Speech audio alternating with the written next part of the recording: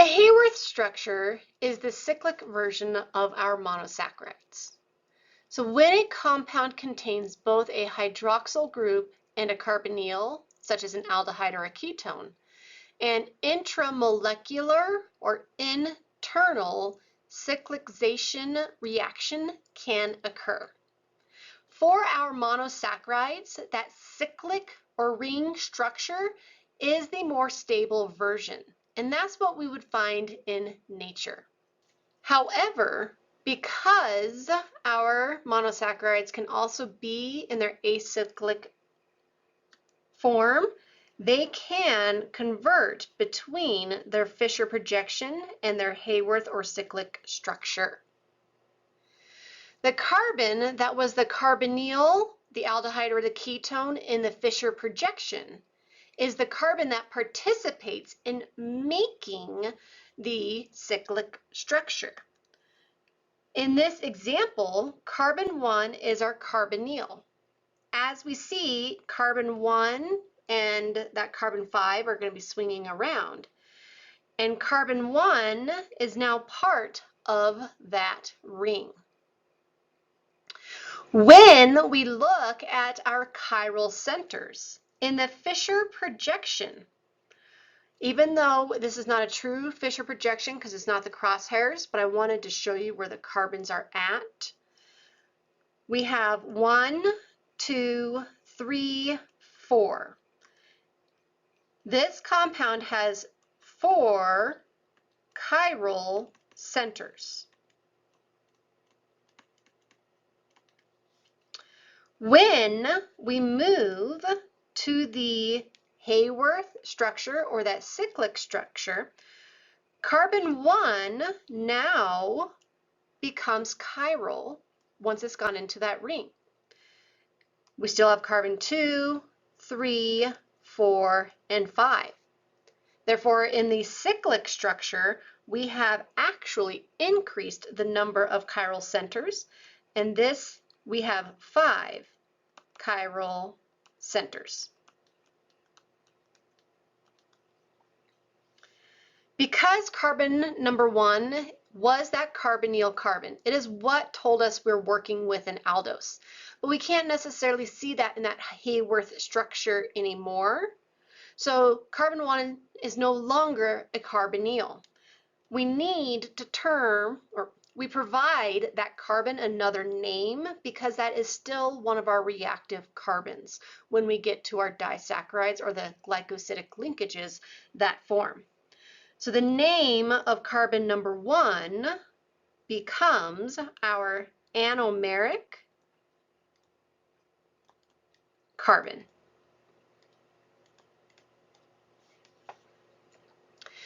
Now let's take a look at how this intramolecular cyclization reaction occurs for both an aldohexose and a ketohexose because their cyclic versions are different.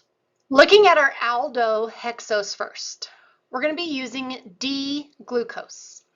Remember that D tells us which enantiomer of glucose we are working with. Therefore, we are looking at that hydroxyl group on the last chiral carbon, so carbon number 5 is on the right side of that chiral carbon. Again, here I am showing all of our carbons written out so that we can track it from its Fischer projection down into its Haworth structure. What we need to notice here, we are working with an aldose, which means that carbon number 1 is our carbonyl carbon. So that's going to be participating in this cyclic reaction. Carbons 2 through 5 are the chiral carbons, and they're going to remain chiral carbons in that cyclic structure.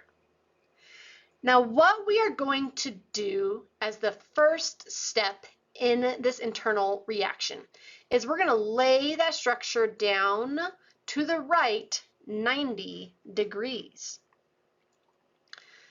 What happens here is this will position the groups on the chiral carbons above or below the chiral carbons. They will stay in those same positions when the ring is formed. What to take note of are that the atoms on the left side of the chiral carbons are now above the ring. The carbons that were on the right side of each chiral carbon are now below that ring. So when we go to draw the cyclic structure, we know on carbon 2, hydrogen's going to be above the ring and hydroxide's going to, or the hydroxyl group's going to be below the ring. And we can keep track of that in this method. Here we have D-glucose. We know it's D-glucose because on carbon number 5, the hydroxyl group is going to the right of that chiral carbon. Carbon 6 and carbon 1 are achiral in the Fischer projection. So carbons 2, 3, 4, and 5 are the achiral. Now you're going to lay that structure down to the right 90 degrees. So you can see the groups that are going to be coming up and out of the ring and those that are going to go down below the ring. This internal reaction is going to occur between carbon 5 and the hydroxyl group on carbon 5 and the carbonyl of carbon 1. As this reaction takes place, it's going to swing around, and you can see that carbon 5 moves that hydroxyl group closer to carbon 1, allowing that interaction to occur. Here, our chiral carbons number 2, 3, and 4 are not participating in the making of this ring. Therefore, when we look, we can see that on carbon 2, the hydrogen is going above. On carbon 3, the hydroxyl group is above. And carbon 4, the hydrogen is above. We skip over carbon 5 because that is twisting to allow that oxygen in the hydroxyl group to react with the carbonyl. Carbon 2, the hydroxyl group is going down.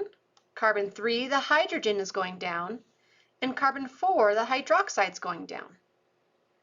Now note that carbon 6 is coming up and out of that ring. So I call this the tail. It's just a term I use, but the reason it has to come up and out of the ring is because carbon 6 is an achiral carbon in both the Fischer projection and the Haworth structure. And the carbons participating in the ring are all chiral. So carbon 6 cannot participate in this ring structure. So I think of it as a little tail that sticks up. Now it is carbon number 5's hydroxyl group, so that's what I'm going to hold on to, and the carbonyl that's going to do that reaction. So notice how it goes into that ring kind of naturally based off how the bonds come together, which is why we find the Haworth structure in nature most commonly. Essentially, what will happen now that we have twisted around for this internal reaction is the hydrogen that's on the hydroxyl group of carbon 5. It's going to move to the oxygen that participated in the carbonyl. We are breaking this double bond. So that means oxygen has an available bonding site. Carbon 1 can now close the ring with the available oxygen from that hydroxyl group. So this bond is what creates that cyclic structure. Carbon 1 is no longer carbonyl carbon because it no longer has a double bond with that oxygen. It now is called the anomeric carbon. Our chiral carbons number 2, 3, and 4 remain unaffected in this cyclic process. Carbon 5 rotated so that the oxygen of its hydroxyl group allowed for that internal reaction to occur. So note that carbon 5's hydrogen is below the ring. So carbon 5, when we laid this down 90 degrees to the right, does not, its direction does not matter because it is what is twisting around. And then carbon 6 is that tail that is up and out of that ring. How you would draw this as its full Haworth structure. I start with my oxygen because from there I can make my 6-membered ring. Please note when I say 6-membered ring, I'm not saying a 6-carbon ring. It's a 6-member with one of them having that oxygen. I'm going to put my lines at each of those carbons points in the ring. And then I'm going to go ahead and write in what belongs here. I'm just going to mimic what I have in my structure off to the side. So I have a hydrogen on top, hydroxide below, hydrogen on top, hydroxide below, hydroxide up, hydrogen below, hydroxide, make sure it's the oxygen that's on the bond, hydrogen, hydrogen, and then carbon 6, C2, CH2OH. So that's how we will go through and hand draw our Haworth structure for our aldohexose. This same process can occur for D-galactose as well. It's just that position of carbon 4 that's going to be in different spots. So this is where that carbon 5 hydroxyl group and the carbonyl are going to interact. We're going to pop open that double bond to that oxygen. The hydrogen on the hydroxyl group of carbon 5 now goes to the oxygen that was on carbon number 1. We have a bonding site on that hydroxyl group of carbon number 5 and that broken double bond of carbon number 1, allowing us to close that ring. Always look directly to the right of the oxygen that is in this ring. That's where we start our numbering. So here's carbon 1. It is now our anomeric carbon. It is now also a chiral carbon because it's got 4 different bonds. Carbon 2, that hydroxyl group is still going down.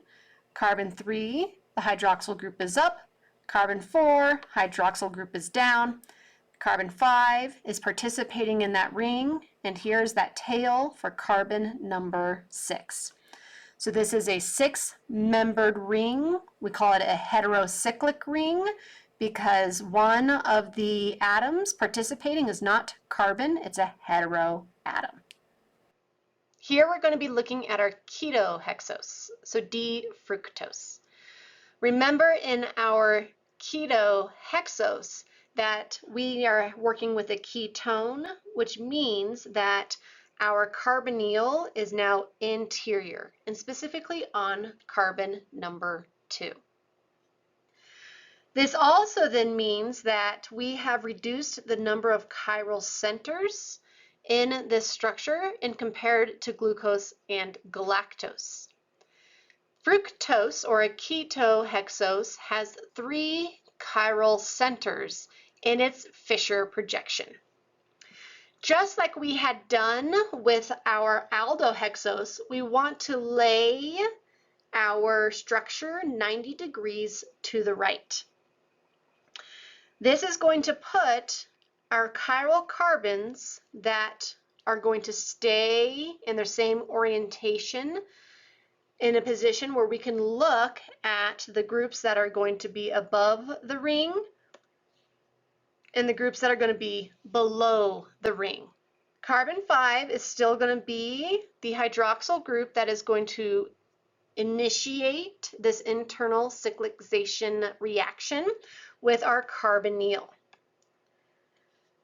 which means that our carbon 1 and our carbon 6, these are achiral carbons.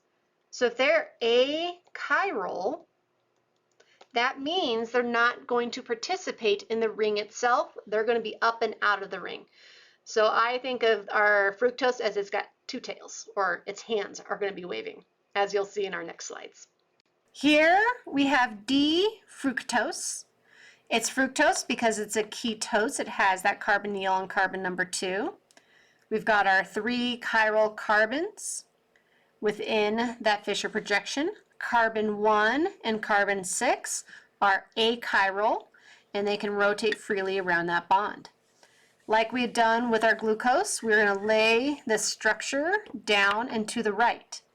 This allows us to see where the groups are going to be at in terms of that cyclic structure. Just like we had seen before, that last chiral carbon, its hydroxyl group, is going to swing around to interact with that carbonyl. This is going to put our carbon 1 and carbon 6 out of the ring because those are achiral. It's going to start to swing that carbon 2, which was the carbonyl carbon, towards carbon 5's hydroxyl group. It is the carbonyl that is reactive with the hydroxyl group of the last chiral carbon, so the OH group here on carbon 5. They're going to naturally come together and swing together for that reaction. As we saw with our aldohexose, we are going to be breaking the bond that is that carbonyl, providing a new bonding site to both the carbon number 2, that was the carbonyl, and the oxygen that was double bonded. The hydrogen that was part of that hydroxyl group on carbon 5 is going to transfer to that carbonyl oxygen. And then the oxygen in that hydroxyl group can now form its bond with our carbonyl carbon. So if you notice, we now have a 5-membered ring. In our Fischer projection, we had 3 chiral carbons. In my Haworth structure, I now have 4 because our carbonyl carbon became part of that ring. And it now is the new site of the anomeric carbon. So now we have 4 chiral centers. And the 2 other carbons are up and out of that ring. How we would draw this out, again, I like to start with my hydrogen, and then I'm going to make my pentagon. I'm going to draw my lines in, and I'm just going to mimic what I've already have drawn off to the side. So carbon 1, CH2OH, is connected to carbon 2, and then carbon 2 has its hydroxyl group pointing down. Carbon 3 had a hydroxyl group up, hydrogen down. Carbon 4 has the hydroxyl group down and a hydrogen up. Carbon 5 has that hydrogen down because remember it's carbon 5's oxygen that is forming this Haworth structure or the cyclic structure. So just like we saw in the aldohexose, carbon 5's hydrogen goes down so that the oxygen can be within that ring. So that is a consistent process. And then our carbon 6 is going to be up and out of the ring as well. So you can kind of see why it looks like having your hands up in addition. As we saw with our glucose, we're going to pop open that bond from the double bond. We're going to move the hydrogen from the hydroxyl group that was on carbon 5, bond it to that now available hydrogen.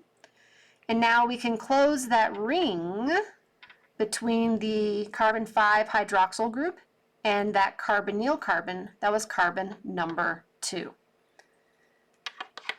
For our ketohexoses, they are 5-membered rings. The oxygen, we always put it in the top. So carbon 2 was that carbonyl carbon. So notice that carbon 1 comes up and out of that ring. It does not participate. The same with carbon 6. So it is achiral.